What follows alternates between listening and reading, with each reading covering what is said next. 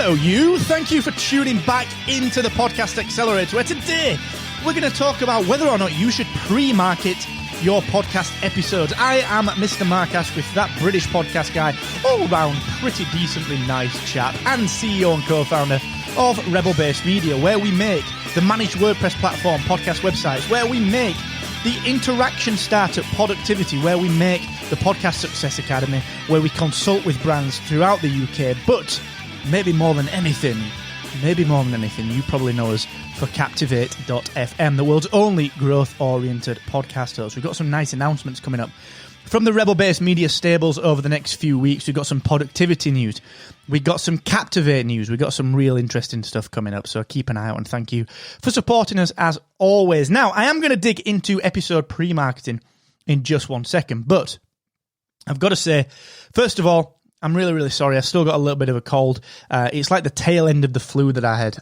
If you see me at Podcast Movement Evolutions where I'm speaking, or at Podfest, ask me about the 48 hours that I can barely remember because of the flu. I'll tell you the story about that and something weird that I did with my car during that time that honestly, I don't know how I've even still got a car. All right. So just ask me that story when we see each other at Podcast Movement Evolutions or at Podfest. Now, before I dive into today's session, I am, of course, going to give a shout out to the wonderful AWeber. Did you know that AWeber have been working on a way to embed podcast audio directly inside your emails using AMP technology? Well, they have, and now in supported email browsers, in supported email clients, you can indeed do that very, very thing. It's just one of the reasons that I believe AWeber is the right choice for podcasters when it comes to building their email list. And you need that email list. You do. Honestly, I kid you not. I say it every single time I record something. I genuinely believe that you need an email list for your podcast because it's your data then. You know, you've done your due diligence. You've accrued the data and you're storing it legally and privacy compliantly with AWeber. So go ahead and check out AWeber for free for 30 days at markasquith.com/AWeber. Right. Barely any podcaster markets their show enough. Don't DM me on that one. I'm going to stick to my guns on it, all right? Barely any podcaster markets their show enough. But when they think about marketing, what they're often thinking about is marketing their most recent episode after it has been released. But what about pre-marketing? And I'll be completely straight with you. I'm not very good at this. I'm a marketer, okay? My background is strategic marketing. I'm not the tactical guy. I don't do the day-to-day marketing stuff. I'm the strategic guy. I'm the kind of marketing strategy guy. I'm the brand strategy guy. I'm the product strategy guy. That's me. You know, I think at that kind of level. And even as a marketer, I don't build enough pre-marketing into anything that I do. Anything at all. So this episode, did you know it was coming out? No, you didn't, because I've not pre-marketed it enough. I'm as bad as anyone on this one, all right? But one of the goals that I've got for 2020 is to do a lot more around pre-marketing my show. And I think it's something that you should be doing as well. So whether that's discussing, you know, the next episode as an example, I can tell you right now that I'm going to talk to you on Monday on episode 105 about whether or not you should announce your download numbers. Should you announce them, yay or nay? So whether it's doing something like that, you know, throwing in, guess what, guys, on the next episode, blah, blah, blah, blah. This is what we're going to be talking about. And, you know, where should you put that in your episode? Don't put it at the end. No one's listening to the end, all right? Stick it in the middle. Stick it at the beginning somewhere. But it's more than that. It's not just giving a shout out to your next few episodes. It's actually, can you create some campaigns for this?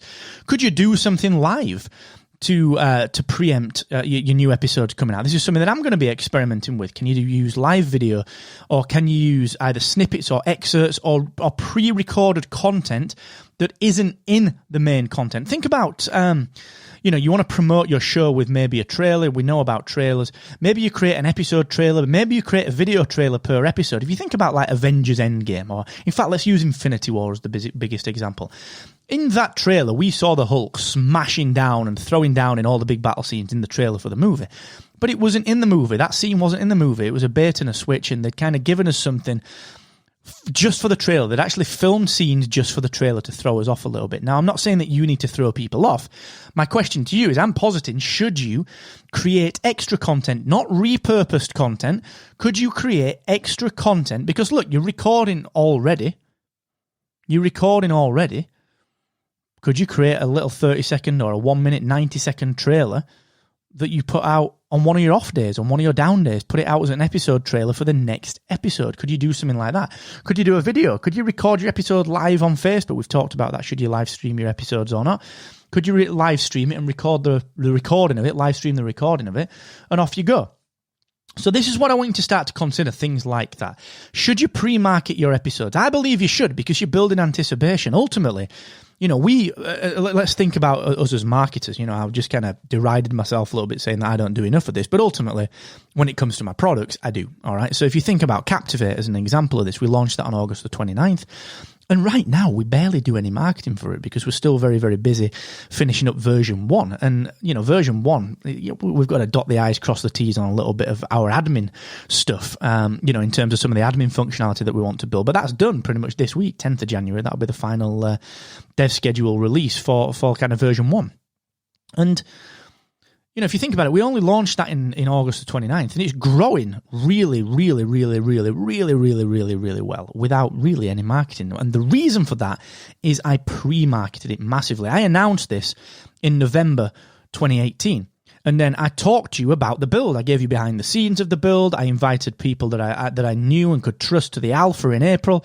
I invited people to the closed beta throughout June and July, and then we launched it, of course, into the kind of public beta as it is today in August. And that pre-marketing served it well, and there's no reason that you can't do the same. I got Captivate, the product, into the hearts and minds of key people and into the psyche of the podcasting industry way before we launched it, and so much so that people say, it feels like it's been around forever. That's the kind of thing that you can do with your show. It's the same kind of thing you can do with either the launch of your show or your episodes. Get into this routine. In particular, if you've got a VA, if you've got a virtual assistant, if you've got someone that's working with you on your marketing, that's a golden opportunity for you. You really can start to do some really nifty stuff, all right? You can do some really nifty stuff with that. So I want you to just start to consider, should you be pre-marketing your episodes before release date? Because remember, the marketing cycle doesn't stop when you release, and the marketing cycle doesn't start when you release. It's just like any film. You wouldn't imagine launching a movie. Imagine Star Wars Rise of Skywalker launching 20th of December without any fanfare, no trailers or anything. You'd be shocked. No bus campaigns, no TV campaigns. No one would see it, regardless of how big it is. You just wouldn't see it. So, of course, you should be pre-marketing your show, all right? Learn the lessons from the movies, learn the lessons from TV, learn the lessons of software and product design, all right? Because that's how we market when we're building product, how we market when we're building movies and TV shows, all right? So think that through as your show, from your show's perspective. What can you do? What can you do to pre-market your show and start to boost the numbers of downloads that you're receiving, all right? And speaking of which, like I said, we are going to talk about whether or not you should announce your download numbers on Monday. So until then, thanks for joining me. Please go and check out Captivate.fm if you haven't already. It's a fantastic podcast hosting, analytics, and marketing platform. Simple to use, and it's just a pleasure. You're going to absolutely love it. You're going to love the analytics. You're going to love the pricing model. Go and check it out if you're curious, Captivate.fm. And until the next time, tell all of your podcasting friends about the show. Maybe share this on Twitter if you found it valuable. Hit me up on Twitter if you want to discuss it, at Mr. Asquith. And until the next time, never forget, the more you expect from yourself, the more you will excel. Bye-bye.